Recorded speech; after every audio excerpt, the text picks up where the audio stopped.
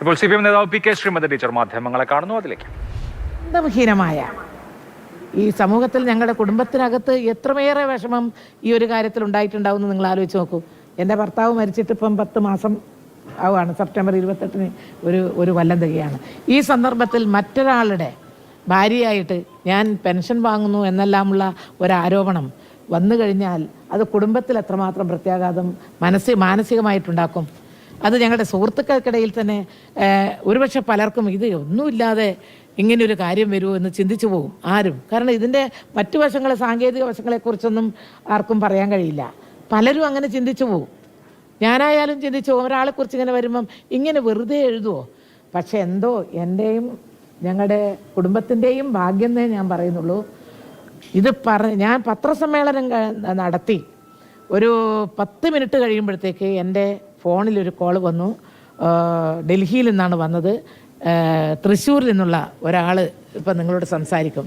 അപ്പോൾ നോക്കുമ്പോൾ എൻ്റെ പാർട്ടിയുടെ ഒരു മെമ്പർ തന്നെയാണ്. അദ്ദേഹത്തിൻ്റെ വീട്ടിനടുത്തുള്ള ആളായിരുന്നു.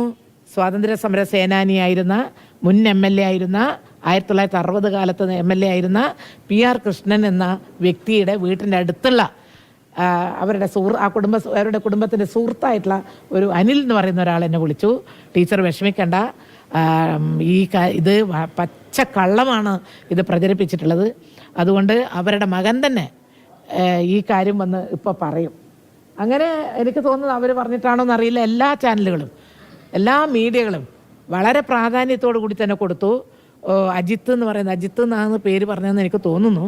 അജിത്ത്, അവരുടെ PR കൃഷ്ണൻ്റെ മകൻ പറഞ്ഞു, ഞങ്ങൾ വല്ലാത്ത വിഷമത്തിലായിപ്പോയി. ഇതൊരു വ്യാജ വാർത്തയാണ്.